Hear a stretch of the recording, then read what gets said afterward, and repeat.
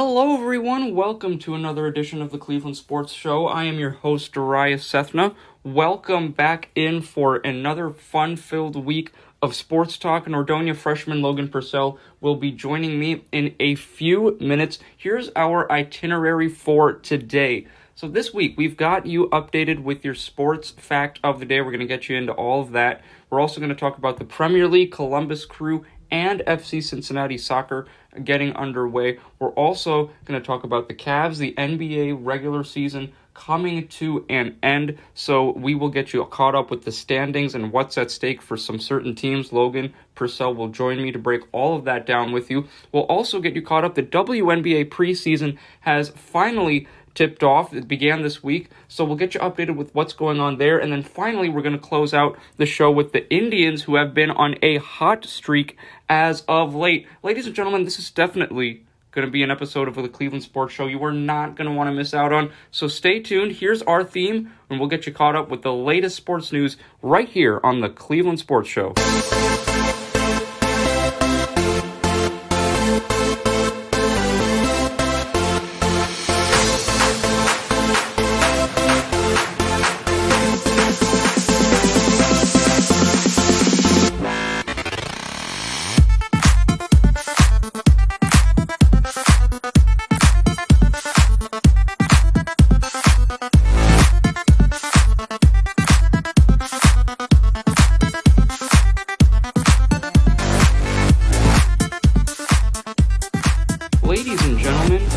Ariel Atkins of NordoniaHills.news, and the Cleveland Sports Show starts right now.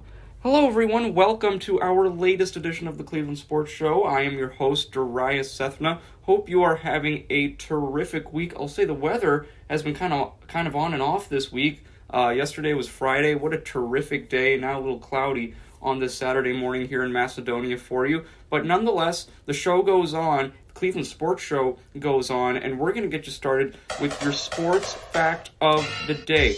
Now, today is May 8th, 2021, and on this day, all the way back in 1970, Knicks fans, this is going to be a fact you're going to love. On this day, Friday on May 8th, 1970, the New York Knicks won their first ever NBA championship with a 113-99 win over the Los Angeles Lakers. The Knicks would then win the title again in 1973. That was their last most recent NBA title. So, Knicks fans, as you already know, it's been a very long time since the team has won, but definitely some high hopes for the Knicks this season.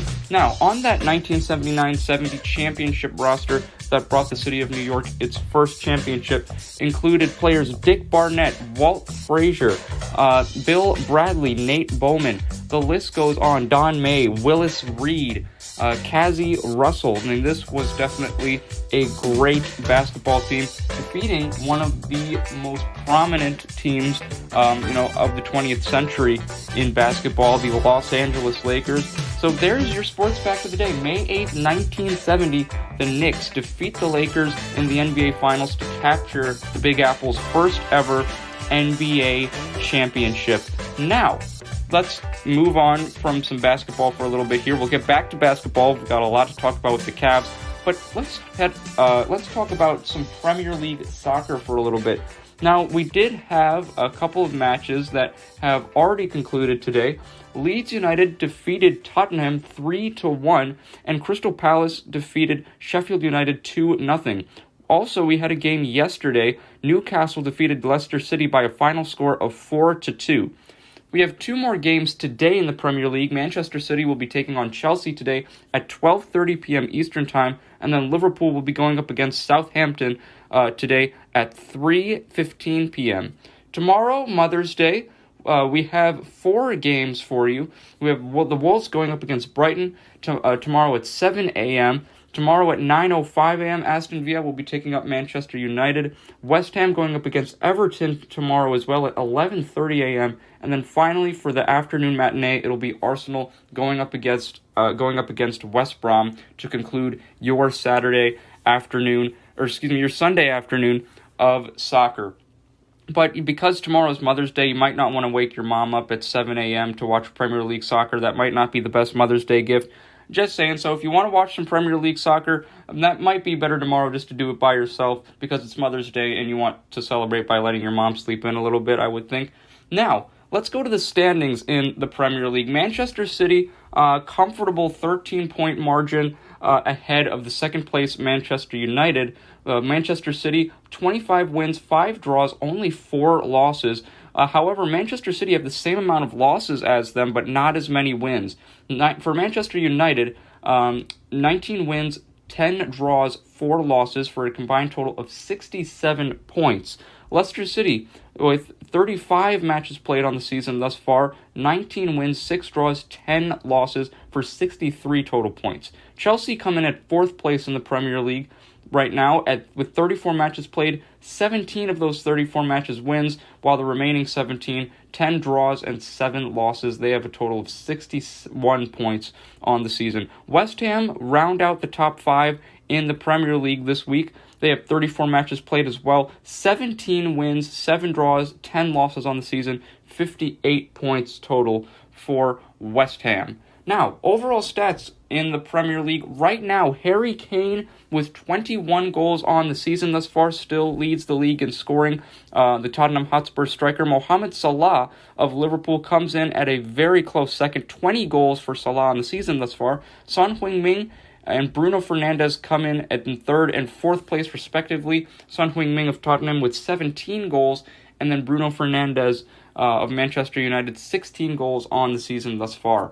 Harry Kane and Bruno Fernandes lead your assists chart in the Premier League thus far. 13 assists on the season for Kane. Looks like he could easily get to 20 if he would like. Bruno Fernandes and Kevin De Bruyne of Manchester City are tied for 2nd place, each of those two players with 11 assists. And then Jack Grealish and Son Heung-min tie for 3rd place, each of those players with 10 assists on the season thus far. So as I mentioned, upcoming schedule in the Premier League today, you have Manchester City going up against Chelsea, 2 of the top 5 seeds. That's going to be a very entertaining matchup. You're also going to want to check out Liverpool taking on Southampton today at 3:15 p.m. And then, as I mentioned, a Mother's Day slate of games on Mother's Day starting tomorrow at 7 a.m. You have the Wolves taking on Brighton, Aston Villa going up against Manchester United, West Ham will be taking on Everton, and then Arsenal going up against West Brom. That game will be at 2 p.m. Tomorrow afternoon. Now, let's keep the topic on soccer. We're going to talk about the Columbus Crew for a little bit. Now, Columbus Crew had a couple of games in between our last 2 episodes. They tied Montreal 0-0 last Saturday, May 5th, the first official road game of the season for the Columbus Crew. Ended up in a tie, 0-0.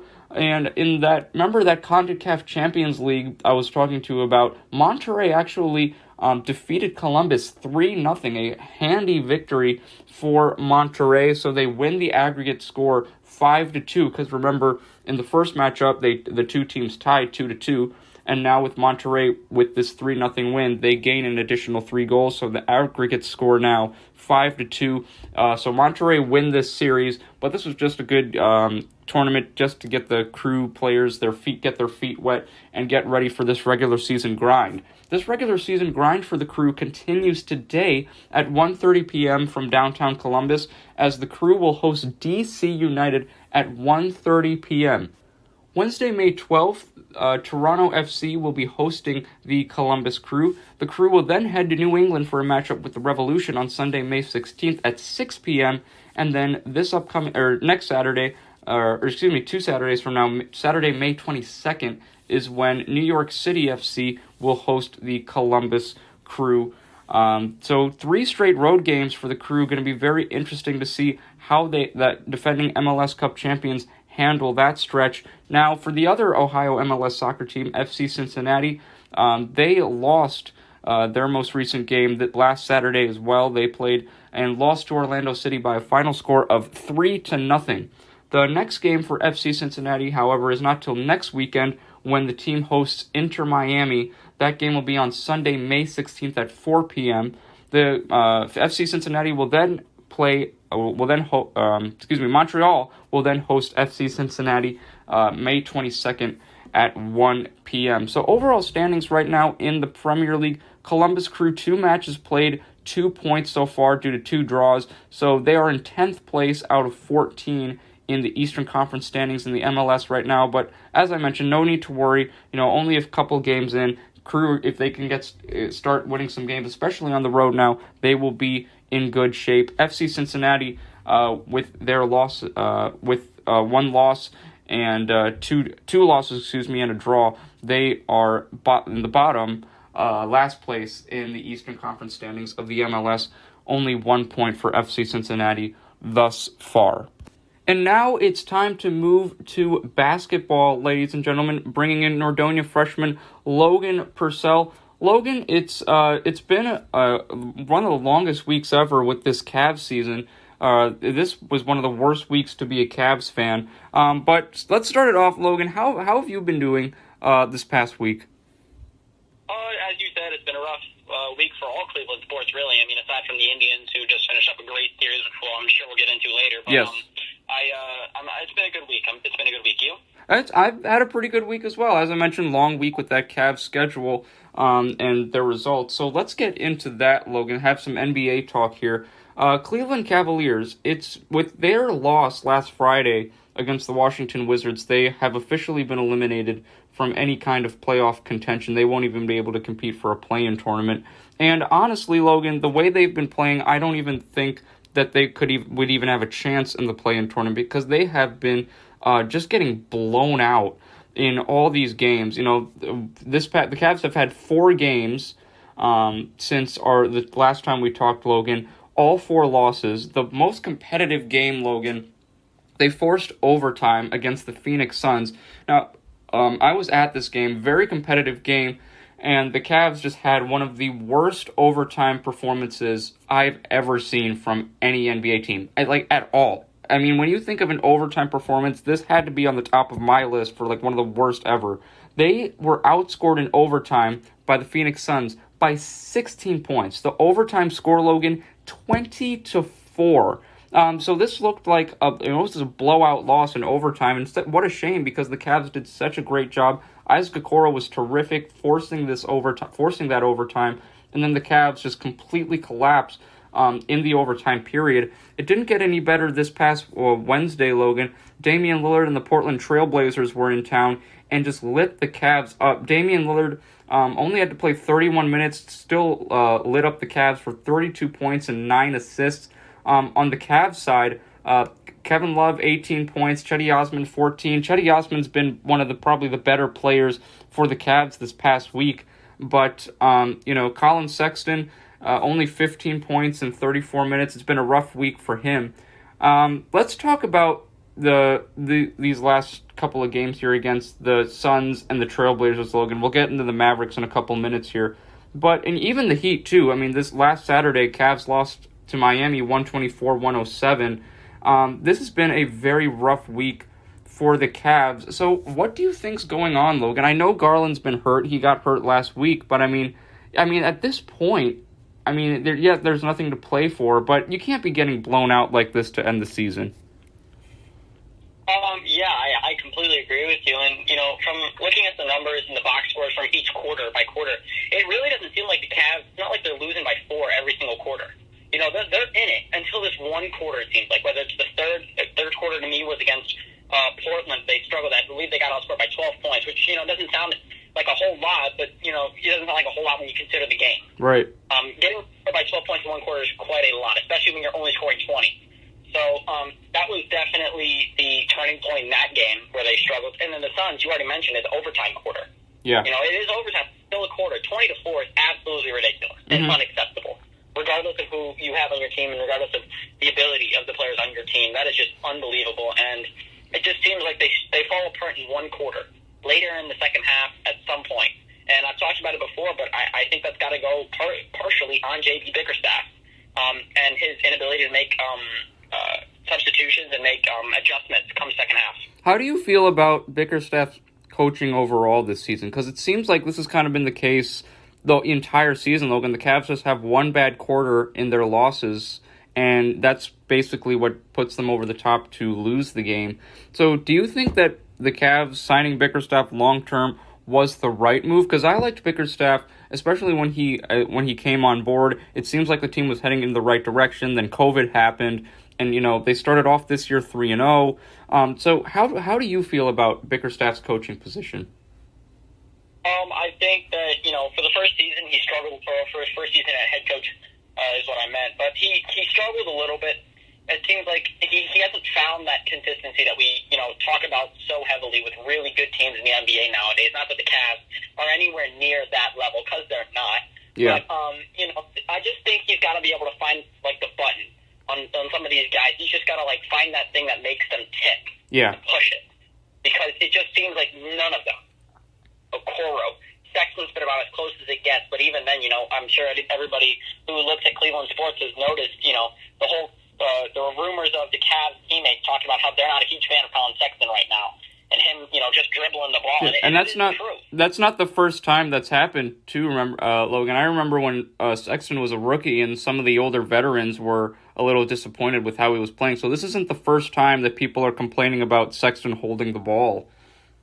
Yeah, and that's one of the things that I just find a problem with. I mean, I understand he's your star player right at this point, but at the same time, it's the coach. The star players love to be coached. Yeah. You've heard LeBron and Kobe and guys like that always be like, I love being coached. Yeah. And Bickerstaff, to me, just obviously based on the results of each game, just isn't doing that. To me, it's got to be one of those things where you got to grab his collar and be like, dude, you got to stop. It's enough. Yeah. I'm going to pull you kind of thing. Right. But he just doesn't do that. You still see Sexton putting up 35 minutes a game. And like I said, I understand he plays well, but is it for the betterment of the team? I mean, this team obviously has not been playing up to near expectation. I mean, we still talk about this team has the intangibles to a degree. They've got Allen, they've got Sexton, they've got Garland. Yeah. Love has been playing very well. They just can't put it together. And you just mentioned Kevin Love, Logan. I'm still, he was out last night against the Mavericks. Let's talk about this game for a little bit. This was probably one of the worst performances the Cavs had the entire season. They lost by 20, 110-90, but they were down by nearly 30 at one point. They got outscored 33-19 in the first quarter. Cedi Osman and Colin Sexton, the two leading scorers for the Cavs. No one else scored even more than 20. It was just Sexton with 27, Cedi Osman with 22. Now, Cedi Osman had 22 points, but it was probably one of the worst games I've ever seen him play. He was just committing turnover after turnover. In fact, the Cavs 14 turnovers last night against Dallas, and they were, they did have 11 offensive rebounds. They shot pretty decently from the three-point line. But here's another thing, Logan. 6 of 29 from 3, Logan, for the Cavs last night. It's only 20%.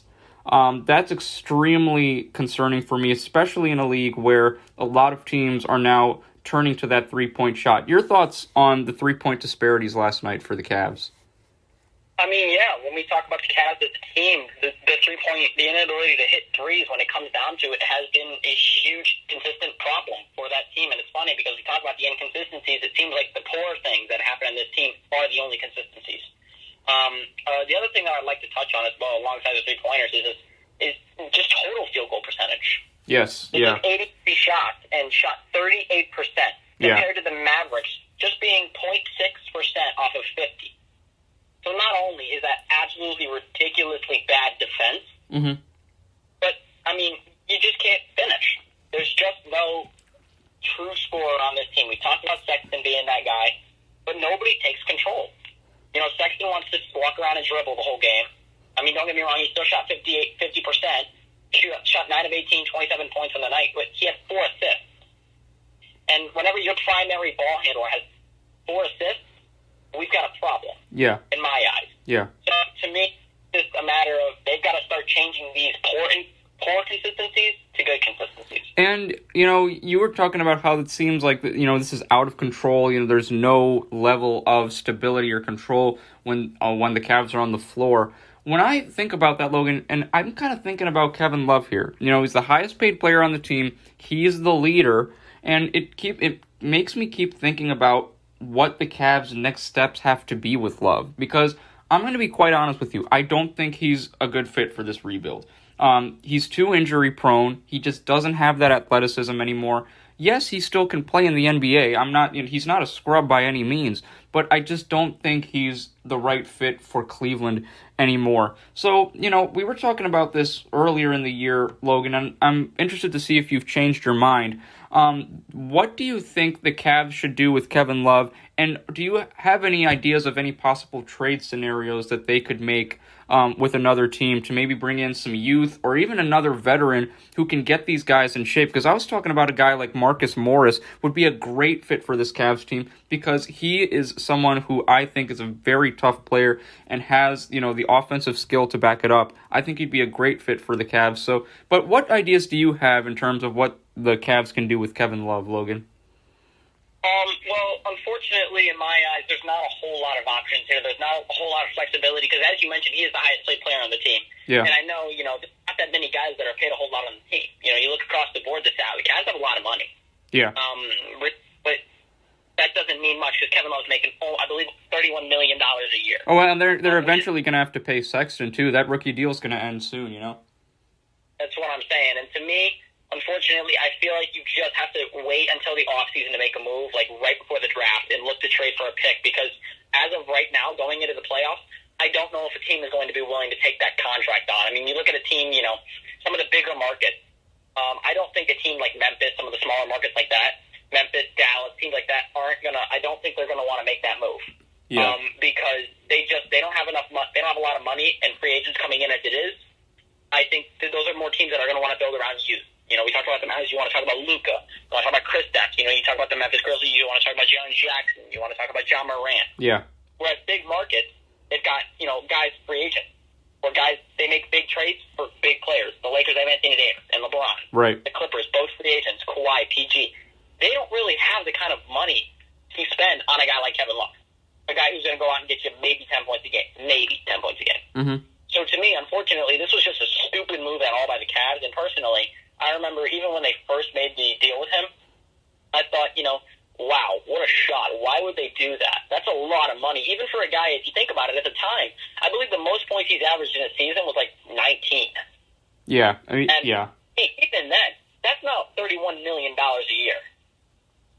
Right. So I think that at this point, there's not a whole lot they can do besides ride it out until the offseason. Yeah, and, the not much longer for the Cavs till the offseason, Logan. As I mentioned, they've been eliminated from any kind of playoff contention, but they still have 5 games left on this regular season. The Cavs schedule will continue tomorrow on Mother's Day at 7 p.m., where the Dallas Mavericks will be here in Cleveland at Rocket Mortgage Fieldhouse. So Cavs will be looking to get some revenge after what happened to them last night in Dallas. The Cavs will then continue a 3-game homestand with Game 2 of 3 Monday, May 10th. That'll be against the Indiana Pacers at 7:30 p.m. The Cavs will then have their last home game of the regular season at Rocket Mortgage Fieldhouse in downtown Cleveland on Wednesday the 12th against Jason Tatum and the Boston Celtics. The Cavs will then have 2 more road games to finish their season in Washington, D.C. This upcoming Friday, and then next Sunday, May 16th, against the Nets. The time for that game against Brooklyn is still to be determined. So that is the upcoming Cavs schedule. Overall standings, the Cavs are in 14th place, second to last place in the Eastern Conference. They have the longest losing streak of any team in the Eastern Conference. They've lost their last 9 games. They're 1-9 in their last 10 games.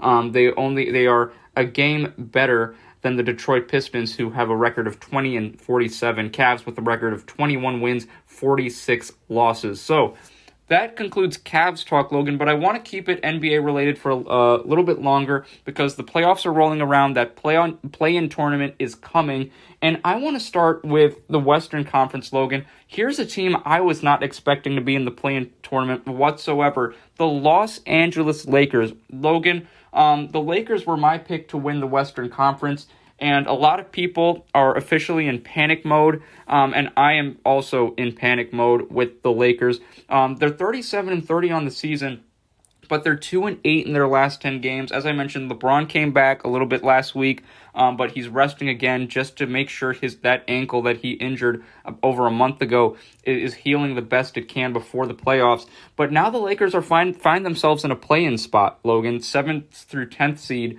They're the 7th seed after a loss to the Portland Trailblazers last night. So, Logan, I'll start with you here.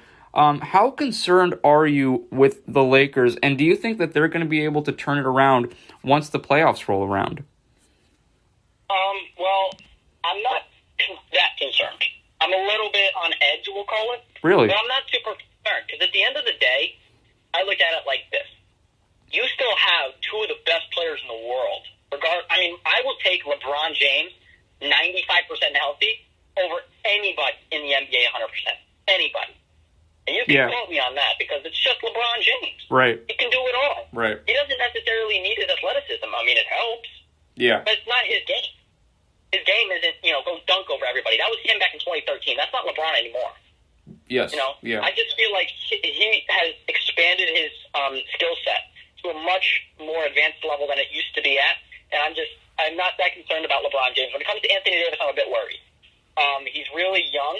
And I think he's got a really bright future, but if he becomes one of those guys that is hurt every year, we talk about Kyrie Irving. Yeah. He missed a lot of games earlier this year, and I know he's got personal stuff and all that, but come on, when you're paid $40 million a year, you got to be playing basketball. Right. Not sitting on the bench in a suit. So, to me, Anthony Davis concerns me a little bit, but in my eyes, believe it or not, I think LeBron James can single-handedly take out half the teams in the playoffs right now. Really? I'll take LeBron James and his Lakers group over Portland. I'll take him over Dallas. I'd take him over, a Donovan Mitchell-less Donovan Mitchell-less Utah team. I just think that LeBron James is just that impactful. Yeah, I'm not questioning the greatness of LeBron James whatsoever. I think, you can never bet against LeBron James. It's, just like you can't bet against Tom Brady. But, Jazz aren't, they're not chopped liver to me, Logan. They're 49-18. They've been shooting the lights out. They're 7-3 in their last 10. When you think of a quintessential team that's put together, I think about the Utah Jazz and the Phoenix Suns. So, I'm a little worried about if the Lakers don't have Anthony Davis and LeBron and company have to go up against them, especially against teams like the Clippers and the Nuggets too, Logan. You can't just ignore those teams either. Look at the Clippers. They're 45-22. They've won their last 2 games. I am very nervous. And now the Lakers are in the play-in tournament too, so they're going to have to go up against Steph and the Warriors in that play-in tournament. How do you think that would fare out? Because Steph Curry's arguably playing the best basketball we've ever seen him play. And, if this play-in tournament started today, the Lakers would be going up against the Warriors. So how do you think how do you think that game would play out? So wait, in the play-in tournament, is it 7 and 8? So play each other, or is it 7? So it's 7 through 10. So I'll give you the specifications here, and all you audience members as well. So 7 through 10, each conference, those seeds will play in a play-in tournament. The 7th and 8th seeds will play a game. The 9th and 10th seeds will play. So the way it works is the loser of the 9-10 game will be eliminated automatically. And then the winner of the 7-8 game will get that 7th seed. So then the loser of the 7-8 game will play the winner of the 9-10 game, and that game will specify who's the 8th seed, and then we go to the playoffs. So that's basically the basic rundown of the play-in tournament. Okay, thank you. I was a bit confused on that. So yeah, I was as well. Wrong. This Golden State team they're playing a lot better. They're 6-4 in their last 10, and they've been picking it up. And with Steph Curry playing bionic as he typically does, you can't ever count that team out. But, right. At the same time, I could also stress some concern for the Utah Jazz and the Phoenix Suns. Because they worked their butts off all year. As you mentioned, 49-18, 48-19 for Phoenix. Just to play LeBron James and Anthony Davis in the first round. So, to me, I stress a little bit on that. And like you said, they're not chopped liver teams. But at the same time, history has proven time and time again that the team with the best players wins. And I stick by that. To me, I would much rather take a team with LeBron James and Anthony Davis, and a guy like Kyle Kuzma off the bench, than a team with 8 deep. So James is really anything to worry about. Yeah. As I've mentioned before, but Anthony Davis is something to bat an eye about. But I'm very interested to see. I just feel like the Utah Jazz and the Phoenix Suns will have something coming for them if they have to play LeBron James and Anthony Davis come playoff time. Yeah, and when you talk about wild Western Conference, Logan, it doesn't get any more wild than this. Very, very interesting statistics here. But let's talk about the Eastern Conference as well, Logan. And let's talk about, the Brooklyn Nets have been the talk of the East all season long, so we're going to talk about them for a bit here. The Nets have lost 4 in a row, Logan. They're 5-5 in their last 10 games, and they've been struggling without James Harden. The losing streak started last Friday when they lost to the Blazers by 19 points. They then had a back-to-back pair of games against the Bucks in Milwaukee and lost both of them. They were only by single digits, but still losses. And then this past Thursday, they lost to the Mavericks 113-109, only by 4 points. And they play the Nuggets today in Denver, so there's another tough game coming up for them tonight. So, I was thinking about this, Logan, and when I'm thinking about the Nets' big three, I'm thinking about who's the most important piece in that squad. And I always thought, and I honestly still believe that it's Kevin Durant, because Kevin Durant is the best player on the team. He's the leader. He's the guy who got all of this started. He's arguably the best defensive player on the team as well. So I think when you have him in the playoffs and his elite skill, you can go as deep as you can. But with these statistics, it seems to me that James Harden might also be candidate for the most important player on the Nets, because the Nets without Harden are pretty much a sub-500 team. So in your estimation, Logan, who out of the Nets' big three is the most important piece on the squad? So, there's no way that you can ever look away or doubt the greatness of Kevin Durant. As you mentioned, he's an absolute sniper. Slim Reaper is what they call him. He's an absolute elite scorer offensively, and he's there defensively at all times. But to me, it's got to be James Harden.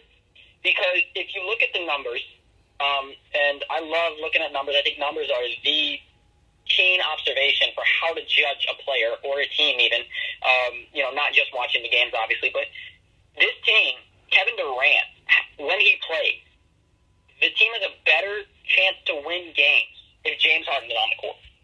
And I feel that James Harden is easily the most important player offensively on this team. He won't ever make the same defensive impact as Kevin Durant does. Yeah.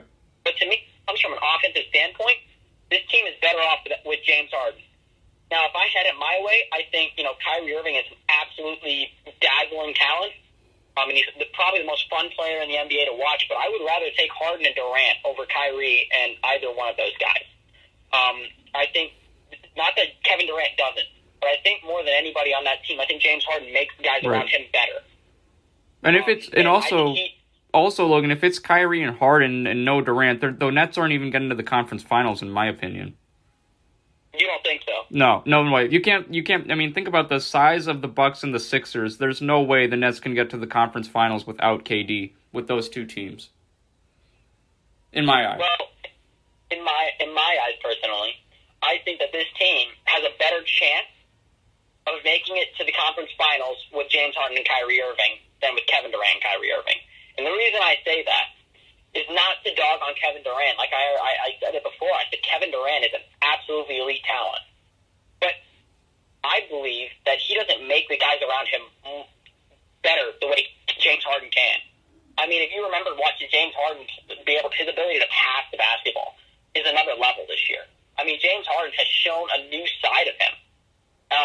He has just been absolutely fantastic until his hamstring problem. Yeah. I think that Joe Harris, when James Harden was playing, was averaging, I believe, like 15, 16 points a game. Yeah, he's the best shooter on the team. He's playing well. Yeah. He's playing well, but I don't think he's playing that well. And I just feel like this team is so much better off with James Harden on the floor than off. So even with all these injury concerns, Logan, are the Nets still your favorite to win the East? Because right now they're third in the Eastern Conference, that third seed at 43-24, tied for Milwaukee for that second spot. The Bucks in that second spot officially. Philadelphia 76ers, though, 3 games ahead of Milwaukee for that first place seed. So if the playoffs were to start today, Philly would have that 1 seed. So do you still think, even with the struggles the Nets have been having lately and all the injury concerns, that they will still win the Eastern Conference, Logan? I do. I do still have my, eyes set on the Nets making it to the NBA Finals. And my reasoning behind that is, we already talked about the amount of talent that is built on this team. And I mentioned it when we talked about the Lakers. But the team with the best players always wins.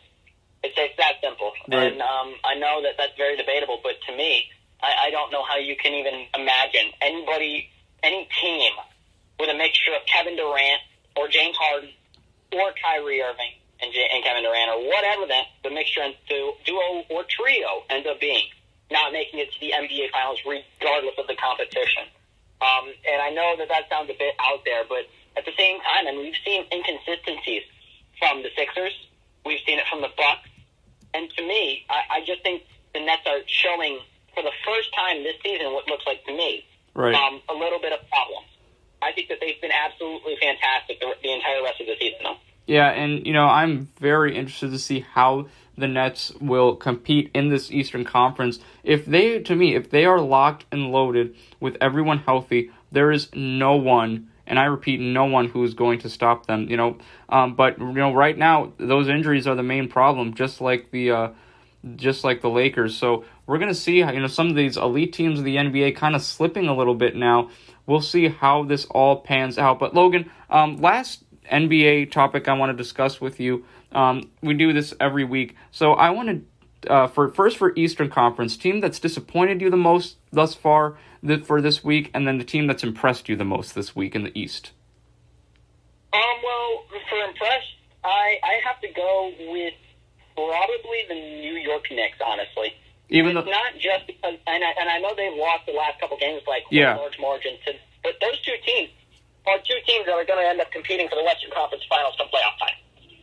I think not only for this week, but I kind of cheated a little bit, but I meant season total. Really, New York. I'm sorry, but 37-30 for a team that was supposed to be getting the number one pick in the draft. Honestly, this team has absolutely dominated the Eastern Conference this year. They took over Memphis on Monday. They had a great game there against John Morant. Julius Randle was a big help with 28 points as well as 5 3-pointers. Yeah. Those true power forwards that we still have in the NBA now. I think, like I said, I guess I cheated a little bit. They did lose by, I believe, almost 20 in both games. But those are two teams that we've talked about as, competing with, the likes of the Clippers and the Lakers and those big conference teams. So I don't look at it like too much of a problem because I think this Knicks team has absolutely outdone themselves this year. Do you? I was going to ask you real quick, Logan. Do you think that Julius Randle is the most improved player of the year this year? Because he has my vote for that category. Yeah. From a numbers standpoint, if you look at the numbers, he had an absolutely fantastic year last year, just as much as he is this year. But yeah. I think from most improved, you got to look at numbers of team as well. His team last year, I don't even think they weren't even close to the playoffs last year. Oh, no. Not even close. No. So this year, they're fourth team in the Eastern Conference. Yeah. Now, mind you, they're still 9 games behind, the 1 seed, but they're the number 4 team in the Eastern Conference. The number 4 is number 4 regardless of the way you look at it. Yeah, you get home court. I think that, exactly. I think Julius Randle has done a fantastic job working with his team and making sure that they had a chance come playoff time. And also, Logan, you just brushed up on the Knicks. You could say the Nets may be the most disappointing this week. But any other thoughts on most disappointing teams this week in the East? Oh, yeah, the Nets are definitely up there. But the other really disappointing team has been the Boston Celtics. Yes. They had a very good game against Orlando and beat them by almost 40. And that was a very good game, a good win, but they lost to Chicago. Don't get me wrong. I love the Nikola Vucevic move. I know Zach LaVine is real, but the Chicago Bulls beat this team by 22 points. Yeah. I think Jason Tatum has had an abysmal performance. 3 for 15, 9 points, 0 for 7 from 3 in 38 minutes. Absolutely ridiculous. But can I just give a little shout-out this week, despite being on the most disappointing team, Kemba Walker. Absolutely lethal this week.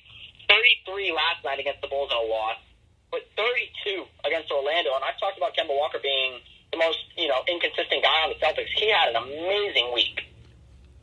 And I was really impressed by his ability to shoot the ball this week, but Tatum really struggled last night, and that probably aided to them being one of the more disappointing teams this week in the Eastern Conference. And also for the Celtics, Logan, just want to touch on this too. It seems, from what I've been seeing, it seems like also Evan Fournier has really stepped up. Last night in the loss to Chicago, 17 points, 6 rebounds, 3 assists, all in 36 minutes. So it seems like he's been stepping up these last few games. Yeah, I agree. I think it's exactly what they needed him to do. And, what you didn't mention is the game against Portland when they only lost by 10. Fournier had 21. Yeah. And he shot 80% from the field. 8 of 10. He consistently, and he got it done. The one thing that I will say is a sort of an excuse, we'll call it, for the Celtics' struggles these past couple games has been the lack thereof of having Jaylen Brown on the court. He has not been playing these past few games. So I'm not going to give him a pass, per se. But I think that is a little bit of something to be like, okay, well, you know what? Come play in time or playoff time, whatever they end up doing. Jaylen Brown, who is a superstar in this league, will be back. Yes, and I'm so excited to see how the Celtics, will they play that consistency game, because they're going to be going up against a tough opponent in the first round. I don't think they're going to be getting home court in that first round, so we'll see how the standings work in their favor. Let's keep the basketball topic going here, Logan. We're going to switch over to the WNBA, though, where we had our first preseason game this past Wednesday, May 5th, where the Atlanta Dream defeating the Washington Mystics by a final score of 87-80. We have 4 more preseason games today as well. The Connecticut Sun taking on the Wings today at 1 p.m. The Mystics going up against the Lynx today at 2. The Aces going up against the LA Sparks today at 4 p.m. And then the final game, preseason game of today, the Seattle Storm going up against the Phoenix Mercury today at 7 p.m. So the Dallas gets the first pick in this year's WNBA draft, Logan. There's a lot of hype going into this season. So who are your kind of favorites to take a stronghold in the WNBA this year? I think the Las Vegas Aces are a huge team that you got to talk about. I mean, they had a lot of success last year, and I think that it's one of those teams that is going to have a very good opportunity to do something in the WNBA this year. And then the other, go ahead. No, go ahead. Yeah, keep going. My bad. And then I think the other team that you got to talk about is Seattle Storm. Yes. Like that from top to bottom. Sue Bird, a 19-year guard, absolutely fantastic, continues to do everything that she has to do, has been absolutely amazing these past few years. And then the relatively younger Brianna Stewart, who had a fantastic ending to her season last year. That team is just absolutely loaded from top to bottom. I look at that team kind of like the build of the Lakers. You've got your marquee superstar guard in Sue Bird, and then you've got your absolutely monster, unstoppable forward, Brianna Stewart on that team. And then they've got a lot of depth. Jordan Canada at guard. They've got a lot of good depth on that team. Right. And I don't see a lot of teams being able to stop them. And how do you feel about the Washington Mystics as well? Elena Delle Donne's still on the roster. How far do you think they can go in the playoffs when the playoff time comes around? I think that this is the team that is definitely going to need to work a little bit with the guards. I think Ariel Atkins had a fantastic year last year. She was a little bit inconsistent, but we saw a lot of glimpses of some greatness from her. I think fantastic year, averaging I believe 14 points a game, 15 points a game. She's got to continue to improve and continue to work, and she's young, only 3 years into the league. I think that that's one of the players that is going to be a huge factor in the Mystics' ability to get to the playoffs this year. And, as I mentioned, mentioned this a couple weeks ago, but the WNBA season will tip off Friday, May 14th. Be the first set of games. We'll have 4 games that day. Mercury will be playing the Lynx, Wings playing the Sparks, the Fever going up against the Liberty, Sun, and the Dream. Logan and I will keep you updated with all the WNBA updates, scores, standings, and the latest news in the WNBA regular season. Now let's take a break from basketball here, Logan, and we're going to go back to baseball. Let's talk about the Cleveland Indians. And, they lost their most recent game last night to the Cincinnati Reds at home. Not a great performance, and they gave up all their runs in the 9th inning, Logan. So this was a competitive game for the majority of the night. and then the Indians kind of blow it in the final inning, giving up 3 runs. But other than that, Logan, it's been a great week for the Indians, and what a terrific trip they had to finish out Chicago and then go to Kansas City, winning all the games against the Royals. Sunday, May 2nd, the Indians defeated the White Sox 5-0, and that began their streak of 5 games in a row, including 4 road wins against the Royals, all in Kansas City. So now in the AL Central Division, the Indians have taken that second spot. They're only a half game behind first place Chicago White Sox in that spot in first place in the AL Central. So how would you, despite that tough loss last night against Cincinnati, Logan, how would you analyze and evaluate the week that the Indians had, especially with those wins against Kansas City? Well, I was very impressed and surprised with the wins against Kansas City. I know when we talked last about the baseball, the Cleveland Indians, I mentioned, you asked me what I felt like they needed to do to try to take control of that AL Central. And my first response was they needed to finish off the series against Chicago, and they needed to sweep Kansas City. And they did just that in pretty tremendous fashion. They got the bats going early in each of those games pretty much, and I was very impressed with their ability to slow down innings. The runs didn't clump.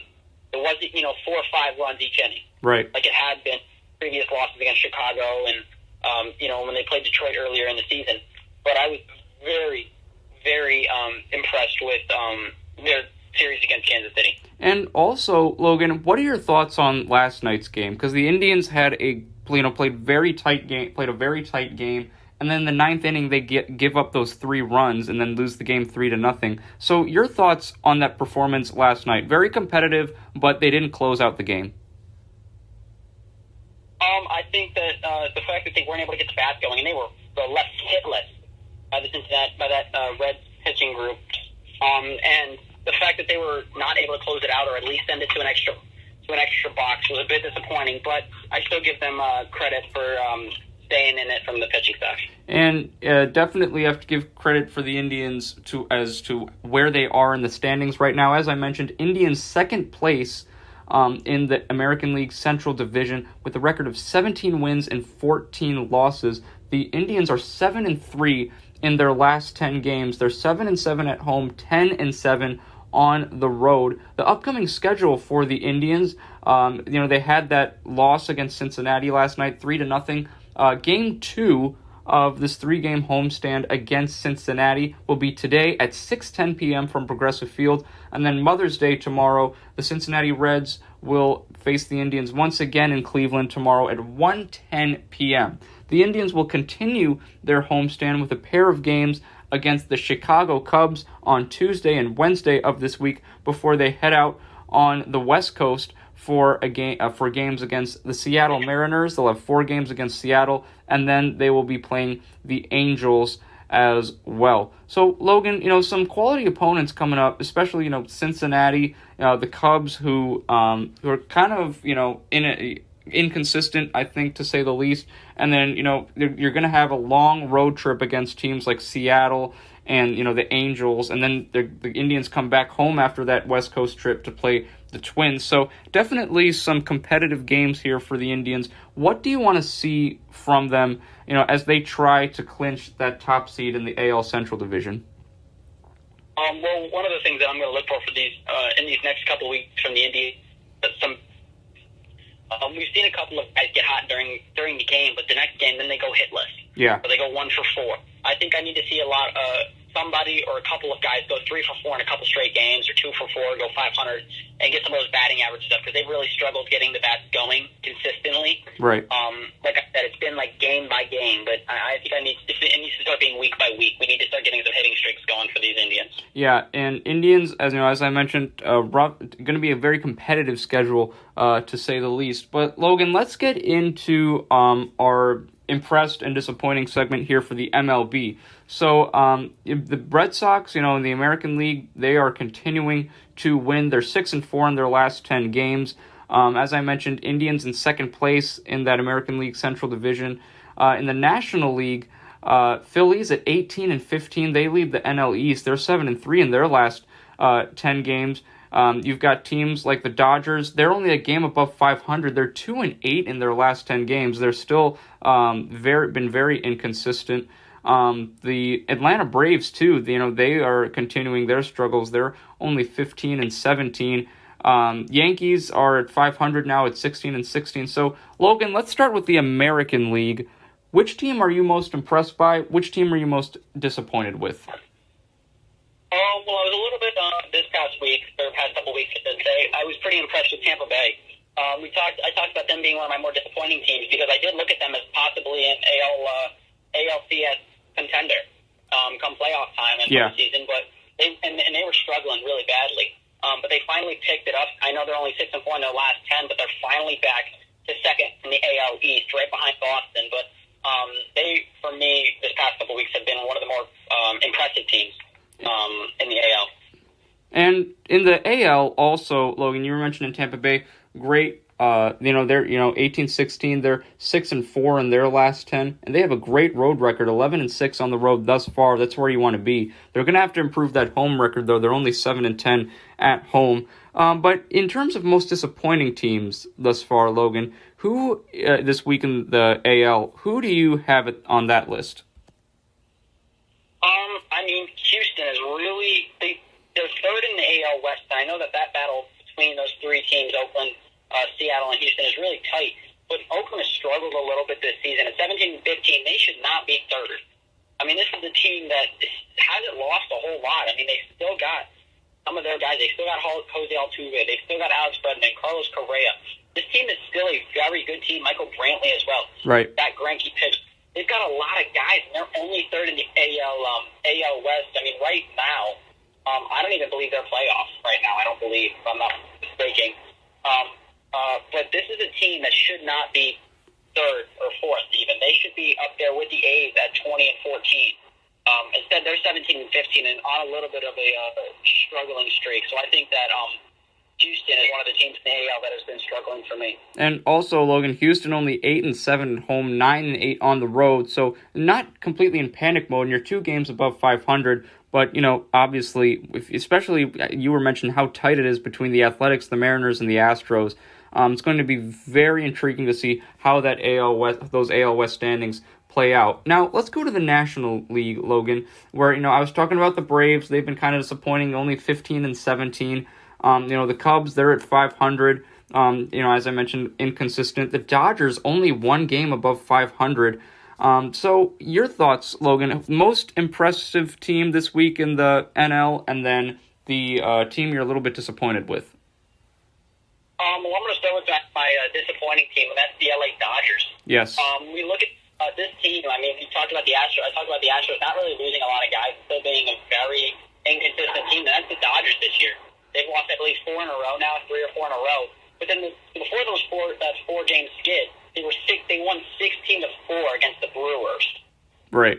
And the Brewers are not a team to look away from. That is a very solid team that you have to talk about. But I think that the Dodgers are probably the most disappointing team in this NL for me.